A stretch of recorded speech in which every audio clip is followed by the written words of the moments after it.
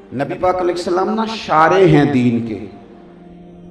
हुजूर जो चाहें किसी के लिए हलाल कर दें और जो चाहें किसी पर हराम कर दें। एक शख्स ने कहा था हुजूर 3 नमाजें पढ़ूंगा, इस शर्त पर मुसलमान होता हूँ। फरमाया 3 ही पढ़ना, कलमा तो पढ़ना। हुजूर शारे हैं, उलमा इस लफ्ज को जानते हैं, मैं ज्यादा खोलता नहीं। हर शख्स को इजाजत है, अगर वो हुकूक अदा कर सकता है तो एक वक्त में 4 निकाह करे, उसे इजाजत है। अगर हक दे सकता है तो इजाजत है। मौला अली ने भी इरादा किया सैयदा की मौजूदगी में अल्लाह कि मैं दूसरा निकाह कर लूं, सारी कायनात को इजाजत है। तो सैयदा फातिमा के दिल को न तकलीफ हुई, दौड़ी आई हुजूर की बारगाह। बीबी साहिबा ने जिंदगी भर खुल के कोई बात नहीं की, आज भी आई तो चुप करके बैठ गई। बेटियां बड़ी प्यारी होती हैं, अब्बा ही इन्हें बिगाड़ता है, लाड अब्बा ही देखता है, क्या करें मजबूरी है।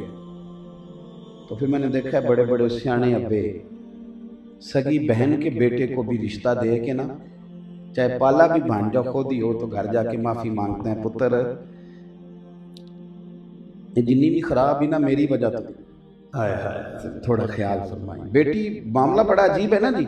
तो सरवरे कायनात के पास सैयदा आई तो थोड़े आंसू आंखों में आए। फरमाया फातिमा क्या हुआ? अर्ज की हुजूर कुछ भी नहीं, सबको जायज़ है तो अली को भी तो जायज़ है ना, निकाह करना चाह रहे हैं। हुजूर ने खुतबा दे दिया, मस्जिद में लोग जमा कर लिए। आज किस लिए इज्तिमा है? जिहाद की तैयारी है, कोई नई आयत आई है। फरमाया आओ सारे मस्जिद में।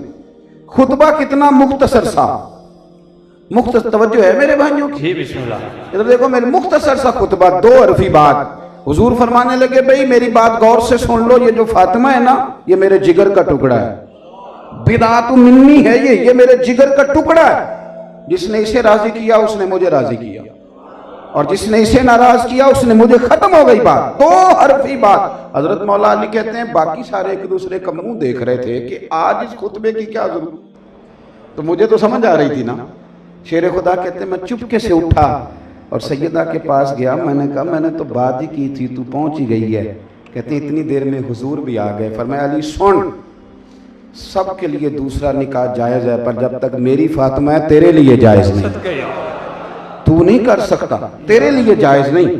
जनाबे सिद्दीक अकबर के लिए रसूल पाक ने कहा मेरी वजह से छोड़ नहीं सकते थे, सैयदा पाक के लिए फरमाया जब तक मेरी बेटी है तेरे लिए जायज है।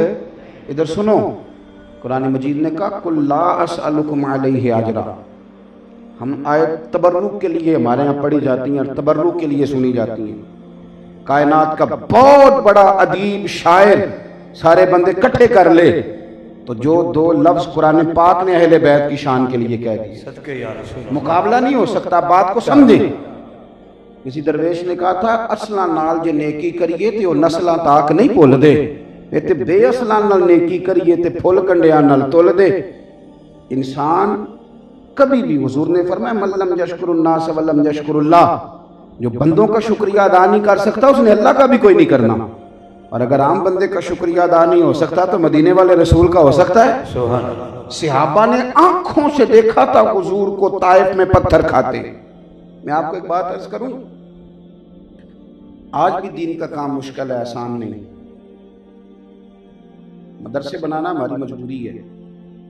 मदरसे नहीं बनाएंगे तो आपको हाफिज कैसे मिलेंगे? तरावी कौन पढ़ाएगा? जुमा कौन पढ़ाएगा? लेकिन जिस जगह आप मदरसा खोलने वहीं काम शुरू हो जाता है कि ना पैसे खा लाए, फलाना पैसे खा गया, फलाना पराडो पे आ गया। ये मजबूरी है। 101 ताना आपके हिस्से में आएगा, कोई बंदा भी है, वो कोई भी है। लोग रजवी साहब की कार भी गौर से देखते हैं। अब मेरा मतलब ये है कि एक बंदा वहां से चला है, यहाँ तक आया है, तो उसने उसमें पेट्रोल तो डालना ही है, मजबूरी है। अगर इनसे आप कहें कार ना रखें तो बस पे आए, तो ये कल कहाँ से दिया आप? रात में नीला दिन था, दिन को लाहौर में था अभी। तो अब कैसे पहुंचेंगे ये? लेकिन ये कि वो उस कार को साबित कैसे करेंगे, ये भी एक मसला है कि कितों लेंगे, क्या करें, कहाँ का। मैं रात बखर था, मैं सुबह शहरी में आया और मेरा बेटा जो सबसे छोटा है वो सोने भी नहीं देता। वो कहता लोग वास्ते गए सुन, मेरे वास्ते भी उठो ना। ऐसे ही तो मैं उसे बड़ा समझाता हूँ कि लोग वास्ते नहीं, रब रसूल वास्ते गया सा। लेकिन अब वो 2.5-3 साल का, उसे कौन समझाए, वो जगा लेता है, दिन को सोने नहीं देता। फिर ये कि 125-150 तालिब इल्म है मदरसे में, मेरे लिए भेजे हैं लोगों ने, वो कहते हैं तुहाडे वास्ते आए हैं। अब ये सारी चीज़ें साथ हैं, सारी चीज़ें। और मैं नशाई साहब की मजबूरी भी समझता हूँ, मैं जितना मर्जी भी कहूँ 9 बजे तकरीर कराएं, ये नहीं करा सकते। मैं समझता हूँ महफिल कराने वाले की भी अपनी मजबूरी। इन सारी चीज़ों के बावजूद आपको दीन का काम करना है, इसके बावजूद आपको मैदान में रहना है। आपको आज इतना मुश्किल है, आप यकीन करें, उलमा के बच्चे आलिम नहीं बनते। वो कहते हैं अब्बा हमने देखा है आपको जिंदगी गुजारते, आपको देखा है हमने ड्यूटी करते, लोगों के ताने। आज इतना मुश्किल है, लेकिन हजरत ज़ैद बिन हारिसा कहते हैं मैंने आंखों से देखा था हुजूर को रोड़े खाते। हमें कोई रोड़ा नहीं मारता, हमें तो लोग फूल डालते हैं। मैंने आंखों से देखा मुस्तफ़ा को रोड़े खाते, मैंने आंखों से देखा हुजूर का खून बहते। और कहते हैं मैंने प्याला दिया पानी का नबी पाक को ताइफ के दिन, मैंने जब हुजूर के सामने प्याला किया तो मैंने देखा हुजूर पीने लगे तो पानी का रंग भी सुर्ख हो गया, खून के कतरे उसमें भी मैंने गिरते देखे। नबी पाक सल्लल्लाहु अलैहि वसल्लम बदर भी गए, हुजूर ओहद में भी गए, अल्लाह के रसूल सल्लल्लाहु। आज तो पीरों के बच्चे मौजे कर रहे हैं ना, इनकी तो गाड़ी का दरवाजा भी कोई और खोलता है। फकीरी पता नहीं किस चीज का नाम रख लिया, ना इल्म ना फजल ना। बल्कि मैं तो कई दफा परेशान हो जाता हूँ कि यार आप जिंदा कैसे, जमीर को कैसे मुतमईन करते हैं? आप दीन की मसनद पे बैठ गए, अली बात आसा आता नहीं, अपने आप को कैसे राजी रखते? रसूल कायनात के सामने, सहाबा के सामने वो सारे दुख नबी पाक ने देखे।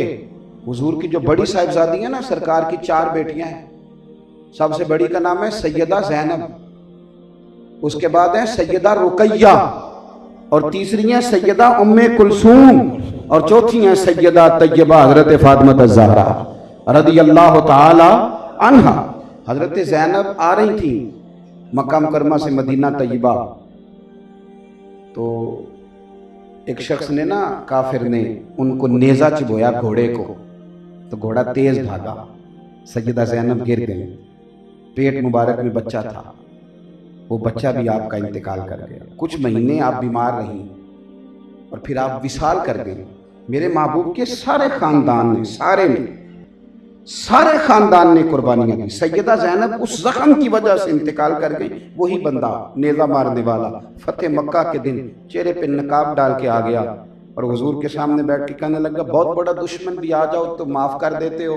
तो हुजूर ने फरमाया तू चेहरे से कपड़ा हटा, बेटियां भूला नहीं करती, तू कलमा पढ़, मैं तुझे भी माफ करने को तैयार। ये सारे रंग सहाबा ने देखे, सारे। और जिस दिन हुजूर बदर को जा रहे थे ना, मैं फोन कर देता हूं मैं नहीं आ सकता, मेरे घर में फलाना बीमार है। हजरत रुकैया बीमार थी। हुजूर बदर में जब जा रहे थे तो बेटी के सराहने खड़े थे, तो शहजादी तप रही थी। तो नबी पाक ने हजरत उस्मान को, दामाद को बुला के कहा उस्मान 2 ही जा सकते हैं, ये मैं जा सकता हूँ, ये तू जा सकता है, मेरी बेटी मेरी धी बीमार है। हजरत उस्मान ने कहा नहीं जा सके।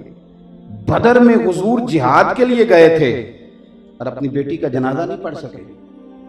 हजरत रुकैया को हजरत उस्मान कहते हैं मैं दफन करके आ रहा था जब नबी पाक सल्लल्लाहु अलैहि वसल्लम बदर से। ये सारे रंग सहाबा ने देखे, ये सारा अंदाज देखा। एक होती हैं जिस्मानी तकलीफें, एक होती हैं रूहानी तकलीफें। रूहानी, कुछ लोग रूहानी तौर पर भी सताते हैं ना, ये जब चौक में खड़ा करके पूछ लेते हैं कि आप रोटी कहाँ से खाते हैं, जब पूछ लेते हैं कि जनाब आप तो कहते हैं कि हम फकीर लोग हैं तो ये गाड़ी में कैसे बैठ गए, तो ये रूहानी तकलीफ होती है। यहां भी साहब ने, एक तो सरकार को तकलीफें दी गई जिस्मानी, एक आसाबी रूहानी। सैयदा तैयबा ताहिरा मुहद्दिसा हजरत आयशा सिद्दीका रदियल्लाहु ताला अन्हा, सैयदा पाक पे माज़अल्लाह सुम्मा माज़अल्लाह नकले कुफ्र ना बाशद इल्जाम लगा दिया। कितनी तकलीफ सही मेरे नबी पाक। ये सारे रंग सहाबा ने देखे।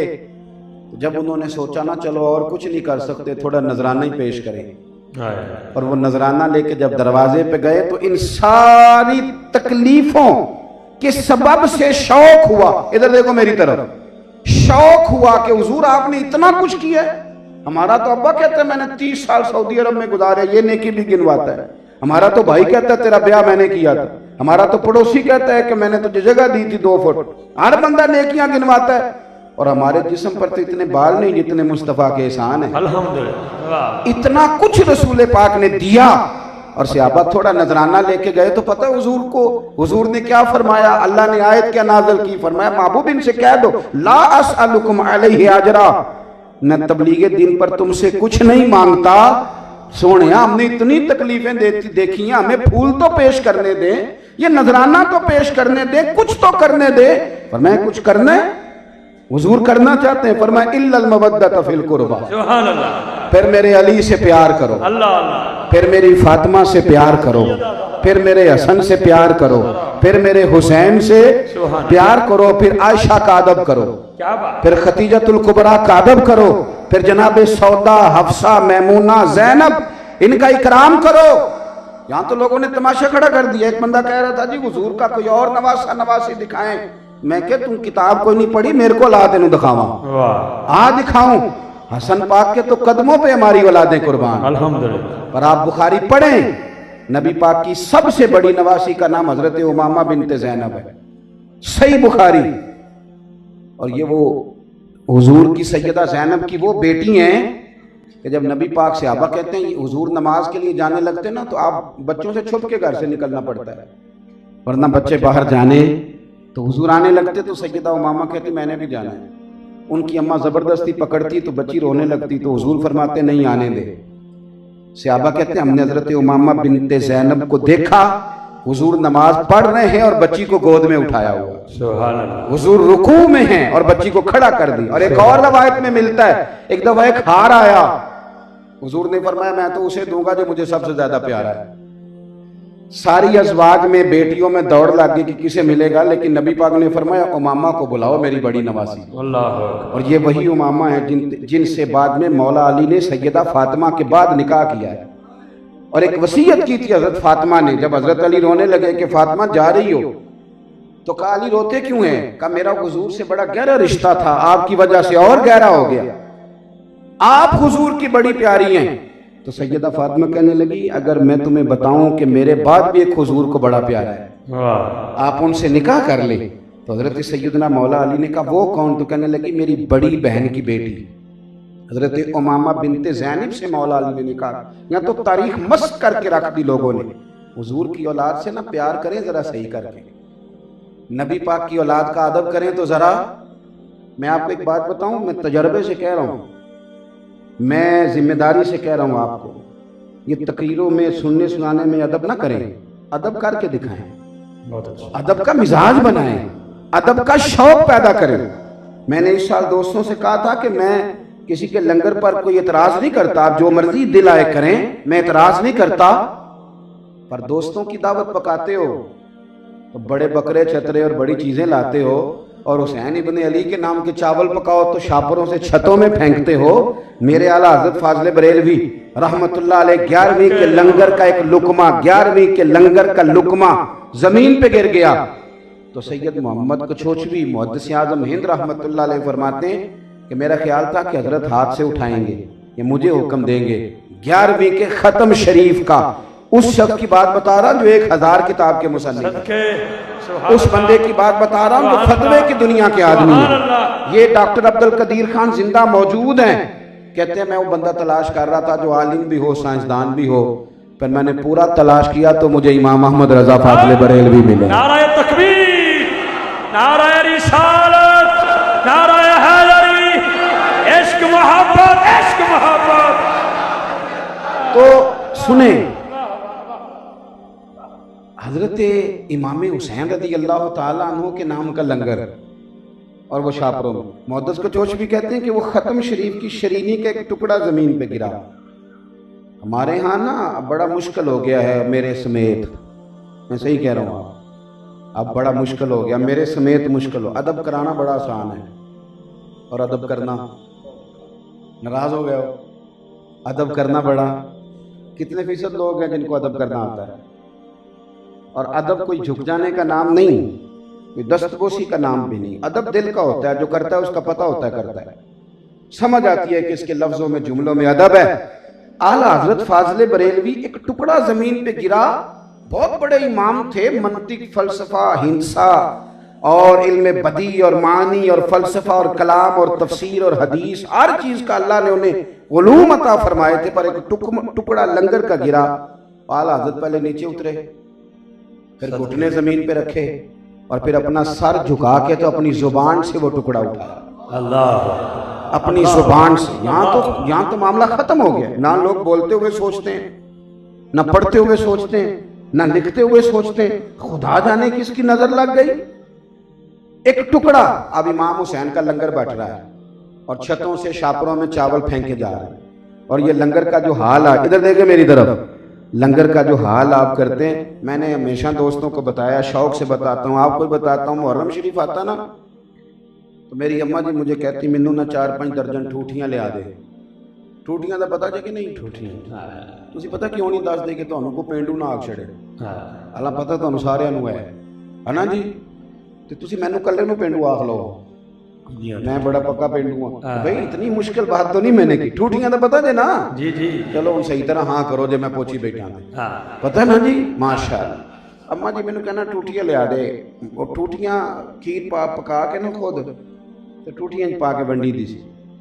तो जाना पैंदा सी, साइकिल चलाना तो 4-5 किलोमीटर जाना तो पसीना भी आना।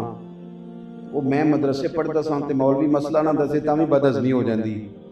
मैंने इल्ला माशाअल्लाह मैंने अम्मा जी से एक दिन कह दिया, मैंने कहा अम्मा जी मैं पूछिया उस्तादा नूं खत्म परात भी हो जाता है, जिहड़ी कार परात है ना सिल्वर दी स्टील दी उहदे च पढ़ो हो जाएगा। ते वो मैनू कहंदे ने होर भी जिहड़ी हांडी च पक्की है खीर उहदे च भी परात च भी ते ओ जिहदे च तुसी मुमकिन है दुआलो हो जाएगा। तो मेरी अम्मा जी फरमान लगे, मैं तेन पहला भी दसिया है कि मैं तेरे मसले नहीं बनती। इमाम आजम अबू हनीफा की वालदा कहा करती थी, एक शागिर्द था इमाम साहब का, तकरीर अच्छी करता था, शागिर्द इमाम साहब का था। तो आपकी अम्मा कहती अबू हनीफा उससे मसला पूछ के मुझे बता।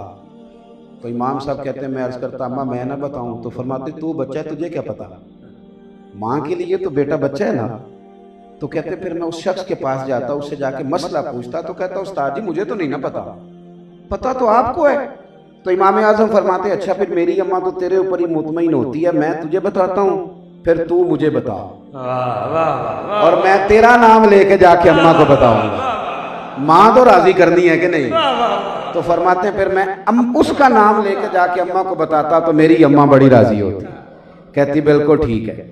मैं अपनी अम्मा से कहता अम्मा जी ठूठियां जरूरी, ये परात च भी खत्म हो जाएगा तो जी कढ़ाई च खीर पकी वो भी खत्म हो जाएगा।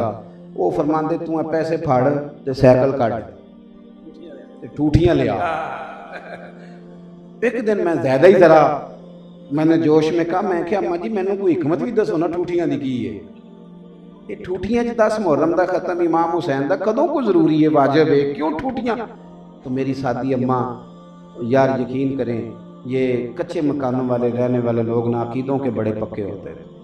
ये लोग तो अब जो हवालों वाले हैं वो कभी कोई हवाला निकाल के ले आते हैं, कभी कोई हवाला निकाल के ले आते हैं, कहीं खड़े नहीं होते।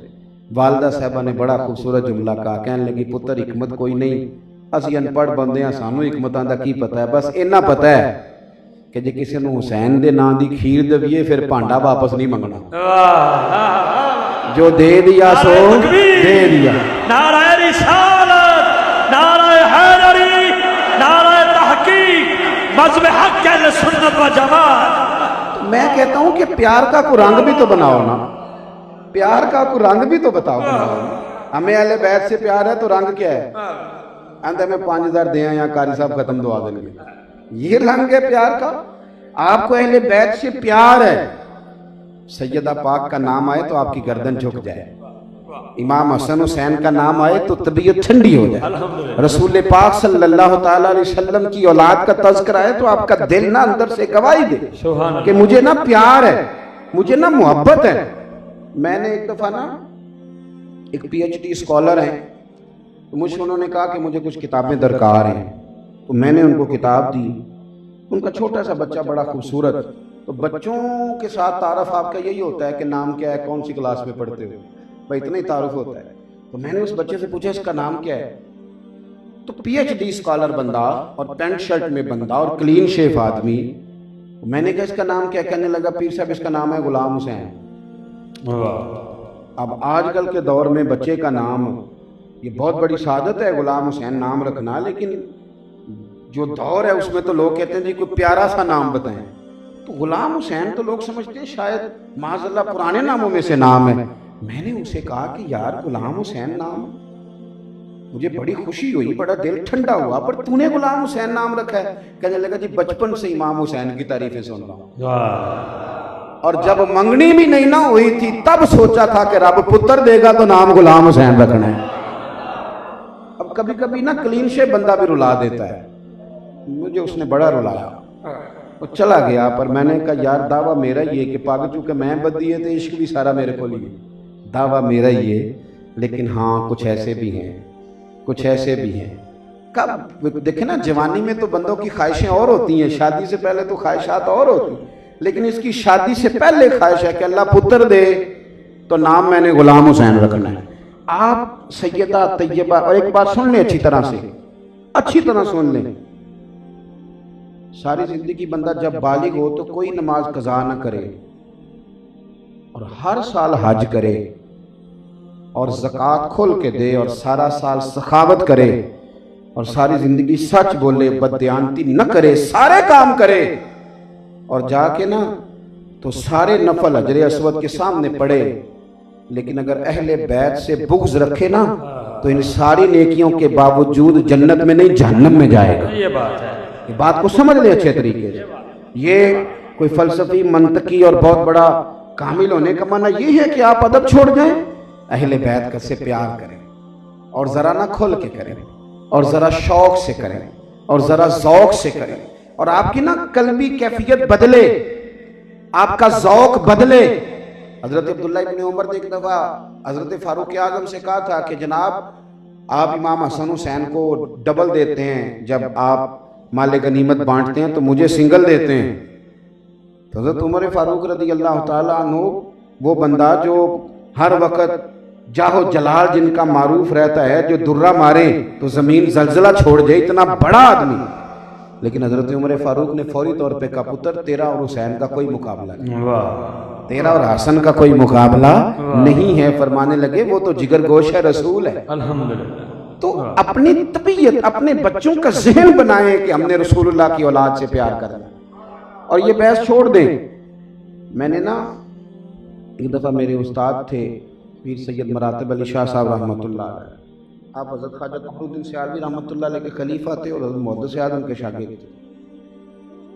तो एक शाह जी आए, हम लोग जो थोड़ा बहुत, ये मैं अपनी बात कर रहा हूँ तालिब इल्मों की, कोई आलिम दीन खुदा रहा ऐसा ना समझे कि मेरे ये थोड़ा बहुत पढ़ना लिखना आ जाता है तो कुछ कहानियाँ भी फिर हमें समझ में आती हैं। मेरी तरह के लोगों का थोड़ा बहुत नाम हो जाता है तो वो कहते हैं बड़े बंदे मेरे नाथ इकट्ठे हुए थे। ये मुसीबत है, इस मुसीबत से भी निकलना, ये गलत फहमी है, इस गलत फहमी से भी थोड़ा सा बंदे को निकलना चाहिए। इसलिए कि बड़ा बड़ा उरूज होता है, फिर ओ पईयां दिस दियां कबरां जिन्हां ते फुल पे, उधरों कोई नहीं जी आमदा ते इधरों लखां गए। एक सैयद साहब को उन्होंने बड़ा अदब किया तो शाह जी क्लीन शेव थे। तो मैंने ना उस्ताद जी से पूछा, मैंने कहा जनाब ये ने बड़ा एहतराम किया है, तो फरमाने लगे, तवज्जो है मेरी बात पर? जी जी। फरमाने लगे पुत्र कुरान पाक का सफ़ा अगर कभी कीचड़ में गिर जाए तो क्या करना चाहिए? मैंने कहा जी करना क्या है, उसे उठाएंगे? कहने लगे नहीं सही बता, पैर रख के गुजरोगे। मैंने कहा जी अस्तगफिरुल्लाह, ये कैसे हो? कहने लगे तो कीचड़ में गिरा हुआ है, करना क्या है? मैंने कहा उसे उठाएंगे, धोएंगे, खुशबू लगाएंगे और चूमेंगे, ऊंची जगह रखें। कहने लगे इसका मतलब है कि खुदा न खास्ता गलती से कुरान का सफ़ा कीचड़ में गिर जाए तो रहता कुरान का सफ़ा ही है। मुझे फरमाने लगे अगली बात मैंने नहीं बतानी, घर जाके सोच लेना अगली। तो आप अदब करेंगे, इकराम करें, और कल्बी तौर पर और रूहानी तौर पर और दिली तौर पर। और क्या ख्वाजा साहब की बात याद आ गई, शाह साहब बताया करते थे एक दफ़ा ना कुछ बंदे साढ़े यहाँ ना नाराज ना होना, सोशल मीडिया बड़ी बीमारी लग गई है अब हमें। कहते ने जी इन्हें सऊदी अरब च असीं सैयद नहीं वेखे जिन्हें पाकिस्तान च ने। मैं क्या अरबी आउंदी आ? कहते नहीं। मैं कि कर्मा लिया तेनों तो टैक्सी वाले नाल पहाड़ ही करना होंदा भी किन्ने रियाल लैणे नहीं ज़ियारत ते जाण। तेनों ये पता लग गया कि वो सैयद किन्ने ने, किस चक्कर में पड़े हो? अदब करना ड्यूटी, अदब करो। आप बहस कर रहे हैं, कभी बहस ना करें और निकल आए, क्योंकि ये हमारे टीवी ने सिखा बहस दी है तो खराबी हो गई। खराबी कभी। हुजूर ख्वाजा कमरुद्दीन सियालवी रहमतुल्लाह अलैह की खिदमत में ना कुछ बंदे आ गए, उन्होंने कहा था शाह ख्वाजा साहब से कुछ मांगेंगे। तो जहाँ उतरे ना पीछे तांगे से, तो वहाँ उन्होंने इरादा कर लिया। फ्राडिया बंदा बड़े फ्रॉड कर लेता है ना, बड़ी कहानियां बना, और ये फ्राडिये बड़े ज़हीन होते हैं। अगर ये मुस्बत काम करें तो अल्लाह इनसे बड़ा काम ले ले। यही बात। ये ज़हीन लोग होते हैं, लेकिन अपनी सलाहियत गलत जगह इस्तेमाल करते हैं। वो नीचे उतरे तो उन्होंने प्रोग्राम बना लिया कि मांगना तो है तो सैयद ना बन जाए। कह देते हम सैयद हैं, सुना है ख्वाजा साहब ज्यादा देते हैं। तो आए थे कि फ्रॉड ला ये भी सही। तो आए, ख्वाजा साहब को बताया सैयद हैं। मेरी बात पे तवज्जो करें। फरमाते हैं कि जब उन्हें कहा ना सैयद है, तो ख्वाजा साहब ने ना बड़े सारे चावल भी दिए, गंदम भी दी, नकदी भी दी, घी भी दिया, और फिर ना उनके साथ भी चले छोड़ने। वहां तक आए जहां उन्होंने इरादा किया था सैयद बनने का। जब उन्होंने ये जाली प्रोग्राम बनाया था वहां तक आए, और जब वहां तक आए तो फरमाने लगे लो भाई अल्लाह हाफिज। तो कहने लगे हुजूर ये कोई जगह तो नहीं ना जहाँ तो सवारी तक छोड़ें, या आप दरवाजे तक छोड़ते, आप यहाँ छोड़ रहे हैं। एक बात होती है ना जहाँ मेहमान को बंदा दरवाजे तक छोड़ता है या सवारी तक छोड़ता है, तो यहाँ तक छोड़ने का माना। तो ख्वाजा साहब फरमाने लगे इथों तुसी सैयद बने सोना, तो जिथों बने सो उथों तक तो मैं अदब करना है, अगे तुसी जानो ते अल्लाह जाने। तो आप बात को समझें, हमारे जिम्मे क्या आया है, अदब करना। आप अदब करें और खूब करें। बातें क्योंकि मैं ज्यादा किए नहीं करता, मैं वापस लौटता हूँ। सैयदा पाक का ना अदब करें तो आपका ना दिल गवाही दे कि हमें सैयदा फातिमा ज़हरा से अकीदत है। वो कैफियत बनाएं अपनी, एक ज़ौक़। और फिर थोड़ा सा ये भी देखें कि सैयदा पाक को पसंद क्या है। हजरत फातिमा ज़हरा वो वाली मलका हैं जो जन्नती औरतों की भी सरदार है, अल्हम्दुलिल्लाह। और अक्सर हमारे यहाँ पूरी हदीस नहीं बयान होती। जब हुजूर ने फरमाया था ना कि फातिमा तो जन्नती औरतों की सरदार है, तो सैयदा फातिमा ने कहा तो हुजूर सब की सरदार मैं हूँ, तो मरियम और आसिया का क्या बनेगा। जनाबे मरियम जिनका कुरान में जिक्र आया है, तो नबी पाक ने फरमाया वो अपने दौर की औरतों की सरदार है, और तुम सारी दुनिया की, सारी, इधर देखो मेरी तरफ, सारी कायनात की औरतों की सरदार बीबी सैयदा। लेकिन वो अपने घर में झाड़ू देती थी, आटा गूंदती थी, चक्की पीसती थी, कच्चा मकान था लेपा पोती करती थी।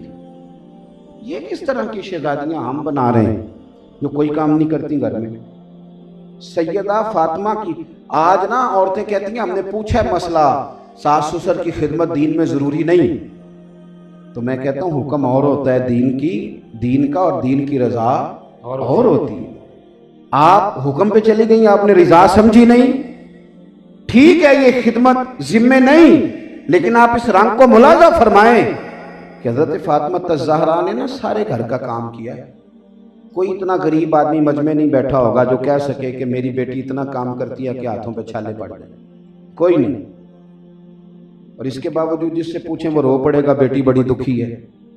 लेकिन सैयदा फातिमा ज़हरा ने छाले आके नबी पाक को दिखाया। इस कैफियत को भी, दीन के इस मिजाज को भी समझो। ये फकीरी उनकी पसंद है, ये फकर उनकी चाहत है, ये कच्चा मकान उनका शौक है, और आटा पीस के रोटियां पकाना ये सैयदा पाक का तरीका है। अपने घर में काम सारे करना। छाले दिखाए का या रसूलल्लाह ये छाले बन गए। अली ने बताया कि आपके पास गुलाम आए, तो गुलाम मिल जाए तो चलो काम काज में मेरा हाथ बटाएगा। तो हुजूर ने ये नहीं फरमाया मैं नहीं देता, फरमाया फातिमा 33 बार सुभान अल्लाह पढ़ा कर, ये बात है। 33 बार अल्हम्दुलिल्लाह पढ़ा कर, 34 बार अल्लाहु अकबर पढ़े कर। जब भी तस्बीह खत्म होगी ना, रब तुझे एक गुलाम आजाद करने का सवाब अता फरमाए। जब भी ये तस्बीह खत्म होगी, गोया हुजूर ने फरमा दिया कि आटा तूने खुद ही पीसना है, और घर में झाड़ू तूने। नाराज हो गए आप लोग, परेशान हो गए? सुने, इसको समझे। और ये बातें जाके ना बीवी को बताने की बजाय ये बातें बेटी को बताया करें। बेटी बाप की बात जल्दी समझती है, और ज़्यादा बताने को दिल करे तो बहन को बताया करें। हम ये सारी चीज़ें जो मर्दों के हक में, ये बीवी को समझाने की कोशिश करें, वो नहीं समझती, वो तो आपको अपोजिशन समझती है। आप ये बातें बहन और बेटी को, ताकि जब वो कहीं जाएं, मैं बात समेटने की तरफ आ गया हूँ। इमाम सफूरी, अल्लामा सफूरी कहते हैं कि एक इतना बज़ाहिर घर के अंदर कमज़ोरी रहती थी कि एक दिन सैयदा फातिमा ने कहा मौला अली से कि एक चरखा ही ला दें, मैं थोड़ा सा ना टाइम बचा के, सारा दिन काम करती, सारी रात नफल पढ़ती। अल्लाह खैर करे, हमारे यहाँ बाकी सारे काम करा लें, सिर्फ आप नफल पढ़ने का ना कहें। सब निस्बत से बख्शे जाना चाहते हैं। ओ भाई, नफलों से भी सैयदा को निस्बत है, क्या बात है। नफल पढ़ने से भी उन्हें निस्बत है। इमाम हसन और हुसैन फर्द नमाज के अलावा 100 रकत नफल रोज पढ़ा करते थे। अल्लाह, ये भी उनकी निस्बत है, ये भी निस्बत वाला काम है, इसे भी करे। रात को तहज्जुद के वक्त उठ के मुसल्ला बिछाना, इसको भी नबी पाक से निस्बत है, ये भी काम करें। अल्लामा सफूरी कहते हैं कि दिन सैयदा फातिमा ने कहा कि अली, आपके ना आमदन बाजार थोड़ी है और घर के खर्चे ज्यादा हैं, सो तो नहीं गए आप लोग? मुझे कान में कह रहे थे तकरीर लंबी करें, तो मैंने उनसे कहा मेहरबानी करें, हमें जितनी आती है ना हम उतनी करेंगे, लंबी कैसे कर दें। मैं समझता हूँ कि खैरुल कलाम मां कल्ला बदल्ला, मुख्तसर सी बात ज़रा जामे होती है और यही ठीक होती है। और वैसे भी जिस बंदे ने बात पर बात करनी उसके लिए ज़रा मुश्किल होती है। मेरा भी गला होता, शायद शोर होता, तो मैं भी एक शेर 20 मिनट पढ़ता और खुद ही बात लंबी हो जाती। तो मैं तो माफ़ी ज़मीर अर्ज़ कर रहा हूँ, आप मेरी बात पे तवज्जो करें। ये इस तरह घर बनेगा आपका, इस तरह का माहौल घर के अंदर आएगा। करोड़ों रुपया पड़ा और लड़ाई हो रही है और बहस हो रही है। अब तो आप यकीन करें मैसेज पे तलाक हो जाती है, तलाक भी व्हाट्सएप पे आती है।